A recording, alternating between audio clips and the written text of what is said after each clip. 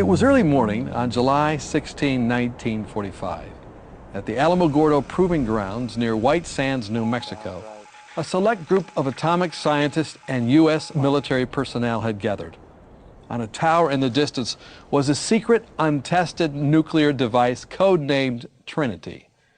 The countdown began, and then the button was pushed. In a flash of light, the nuclear age came bursting on the scene. America had won the race to unleash the destructive power of the atom.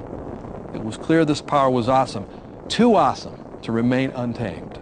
So began the quest of science to harness that power for peace, while others feared it would lead to another war more destructive than any since the beginning of time. The beginning of time. The beginning of time for man? The beginning of time for the universe? How did it all begin? What keeps the awesome power of the atom in check until it bursts forth in those uncontrolled nuclear reactions? Scientists have deciphered the laws that govern them, but who made the laws? Who made the atoms? And who made the earth, sun, moon, and stars? Hi, I'm Don McIntosh, and in this program, we'll be exploring the scientific mysteries of the universe and the controversy over how it came to be. But first, on Christmas Eve in 1968, the Apollo 8 astronauts Anders, Lovell, and Borman gave an impressive answer to the question of who made the heavens and the earth when they relayed a special message back to Earth from their orbit around the moon. In the beginning, God created the heaven and the earth.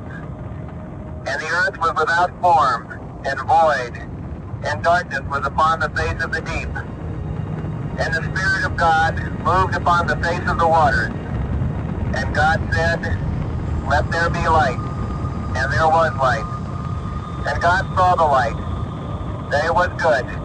And God divided the light from the darkness. And God called the light day, and the darkness he called night. And the evening and the morning were the first day. And God said, "Let there be a firmament in the midst of the waters, and let it divide the waters from the waters." And God made the firmament, and divided the waters which were under the firmament from the waters which were above the firmament.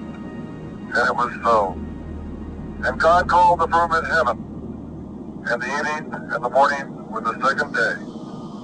And God said, "Let the waters under the heaven be gathered together into one place, and let the dry land appear." And it was so.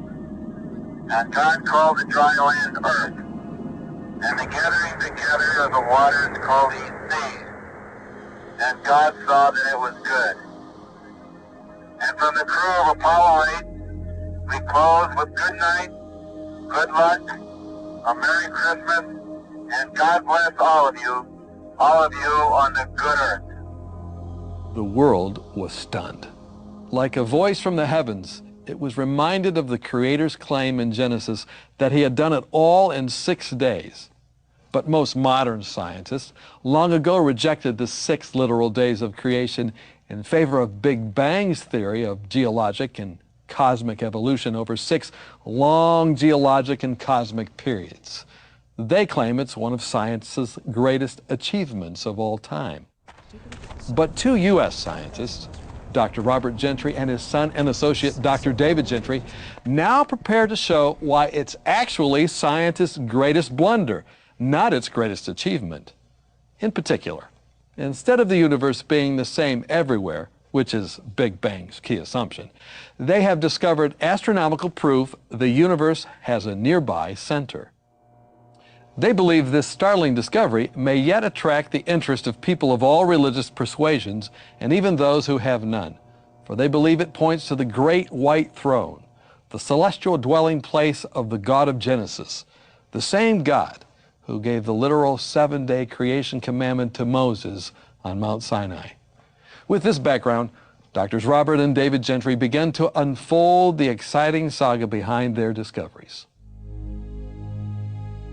The excitement really begins by recognizing that the Hubble Space Telescope and other NASA telescopes have photographed some truly amazing celestial objects within our universe.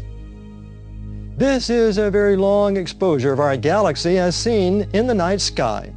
We see it here from inside, looking edge-on through its disk, of billions of stars interlaced with vast clouds of dust and gas, hundreds of thousands of light years in size. And this is a supernova, exhibiting what astronomers have called the glowing eye. Then we have NGC 49's cosmic blast.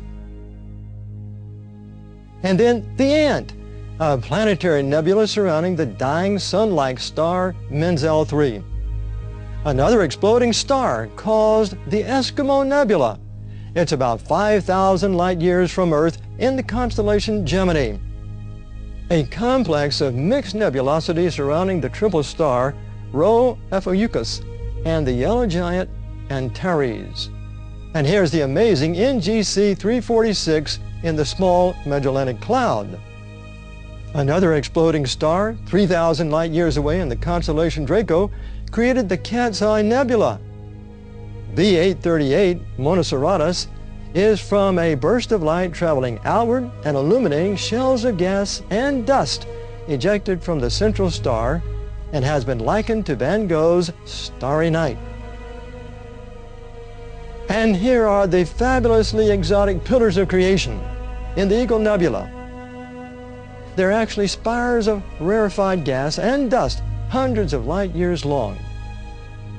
And here's a close-up of the beautiful Orion Nebula that we'll see more of later on. These two closely spaced galaxies, nicknamed the Mice, are 300 million light years away in the constellation Coma Berenices. The variety of shapes and the sizes of galaxies is unbelievable. Take, for example, the barred spiral NGC 1300. And then the Starburst Galaxy. Here we have Hoag's Object Strange Ring Galaxy. And here is the Antenna Galaxy, showing the interaction of two spiral galaxies. Galaxies are so huge, and their distances so great, that we can hardly comprehend their existence. The beauty and majesty of all these celestial wonders captures the imagination. Take a look at the exquisite detail of these astronomically huge lanes of gas and dust that form a belt around the Sombrero Galaxy. Surely all these galaxies are telling us something of vast importance. To see what it is, we turn to this special Hubble Space Telescope photo that took 11 days or 1 million seconds to expose in 2003 as the telescope orbited the Earth. It shows several thousand galaxies in a little speck of space the size of a pinhead. It's aptly named the Hubble Ultra Deep Field because it recorded galaxies more distant than any ever seen before, and leads to the estimate that throughout the cosmos there are over several hundred billion galaxies, each with over 100 billion stars. Many small green circles have now been drawn on this image, each one containing the most distant galaxies ever seen. But when magnified, we see that all of them are red. Why? These distant galaxies must reach almost to the edge of the visible universe. And because we see about the same density of galaxies in every direction the telescope is pointed, we say this is evidence that our universe does have a center, which is astronomically nearby. But this is just the opposite of what Hubble and other astronomers concluded when interpreting his famous redshift discovery. So which is correct? To find the answer, we flash back in time to the early part of the 20th century. By then, astronomers like Edwin Hubble knew that the Doppler effect could cause spectral line shifts due to the relative motion of the source and observer. Here's a real astronomical illustration of the Doppler effect. The gases swirling around a distant galactic disk that are moving toward Earth produce a blue shift. Those moving away produce a red shift.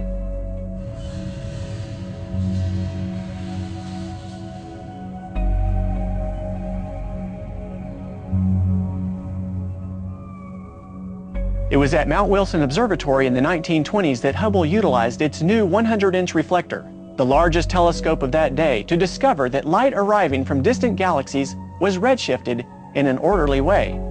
In 1929, he published his findings. The greater the redshift, the greater the distance a galaxy was from the Earth. This was a monumental discovery that modern astronomy has confirmed. It was also very puzzling. Hubble and other astronomers had observed redshifts of different galaxies but didn't recognize the systematic trends. Previously, the universe was thought to be static and unchanging. Now it was shown to have an unexpected kind of order. Why then didn't Hubble report this discovery over 75 years ago? The answer is in his 1937 book, The Observational Approach to Cosmology. On page 51, he stated, "The unwelcome supposition of a favored location must be avoided at all costs."